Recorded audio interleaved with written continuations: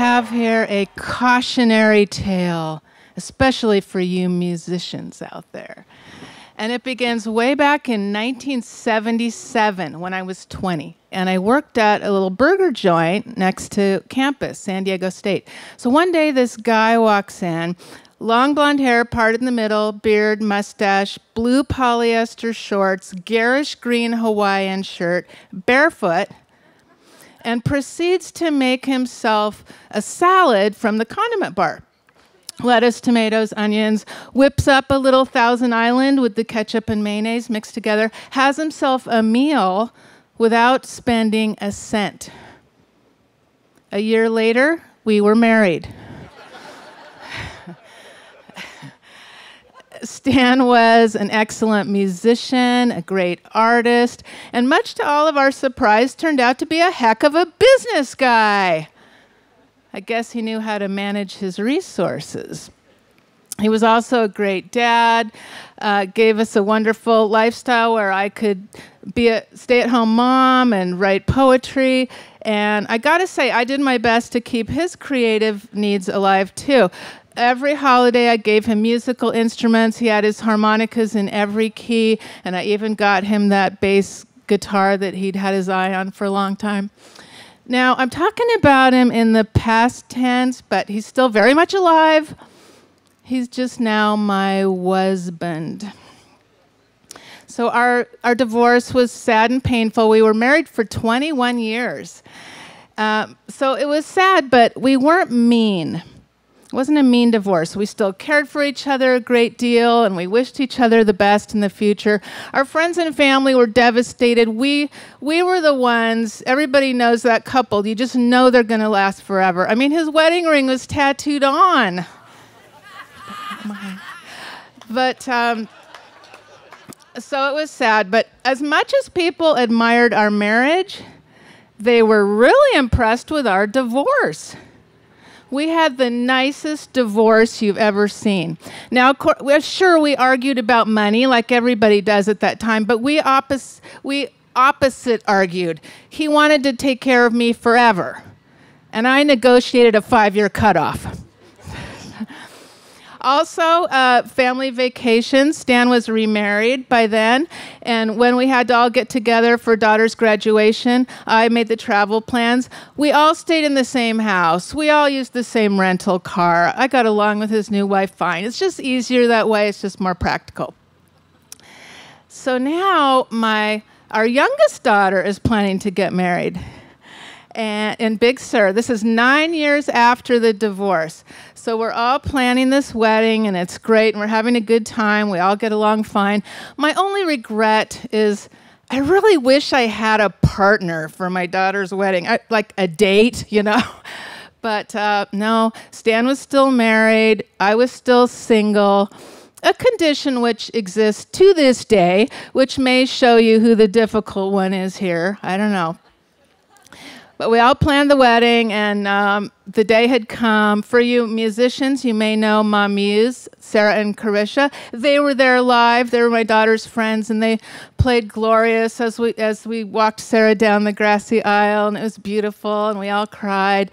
And after the ceremony, it was time to party. Now, we'd all had different jobs to do, planning the wedding, and Stan's job was to procure the band. Now, being the opportunist he is, he brought his own band, and they started up, and we all started to sing and dance and party, and we're having a great time and releasing all the tension from planning. And in the middle of this wild party, I hear Stan's voice come out on the microphone. I'd like to dedicate this next song to Donna. Okay, see, people? Divorces don't have to be ugly. Exes can be gracious at these significant life moments. And I wondered, what was the song going to be? Our song had always been You Are My Sunshine. But I couldn't quite see his blues rock band doing that. And besides, wouldn't that be a little disrespectful to his current wife? So I'm all tenderized and open-hearted and curious, what's it going to be? And then the song comes out. Maybe you've heard this one. She took all my money and my best friend. You know the story. Here it comes again. Wow. That is so inappropriate. And it's not even true. I only took half his money. And, okay, yeah, the best friend. But that was just for one night. And then I gave him back.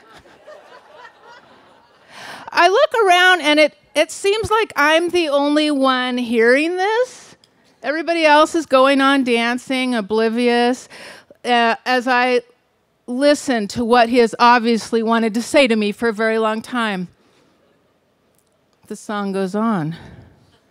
What's she done? You can't give it a name. Actually, that part is true. It's been 17 years and I still don't know what to call it. What do you call a woman who leaves when nobody's being cheated on or abused? A woman who's being too well taken care of. A girl who just wants to grow up.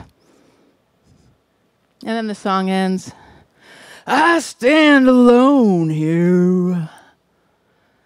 As I stand alone here, as everybody dances around me, and I wonder, am I having an audio hallucination?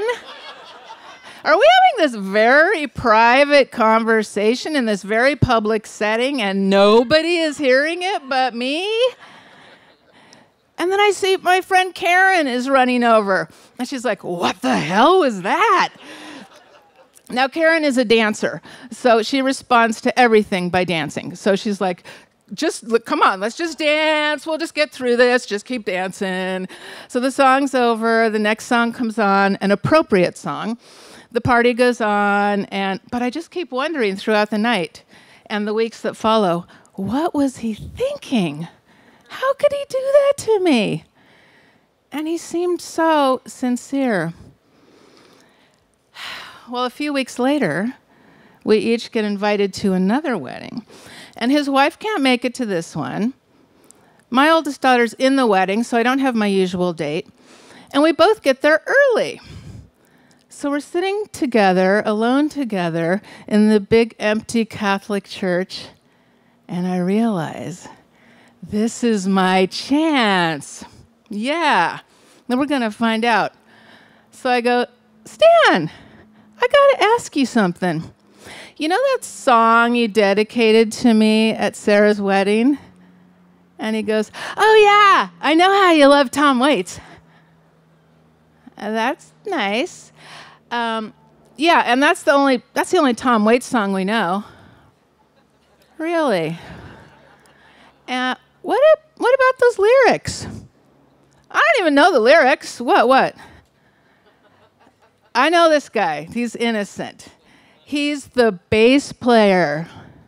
He's not the singer. He's always got the earplugs in. I realize he still doesn't know the lyrics. So I sing them to him in the Catholic Church. She took all my money and my best friend. And he turns bright red. He doubles over. He's horrified and a little bit delighted. And I think mostly grateful that I seem to be amused.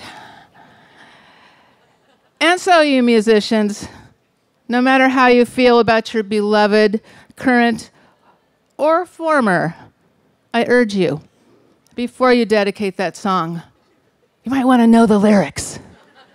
Thank you. Keep it going for Donna.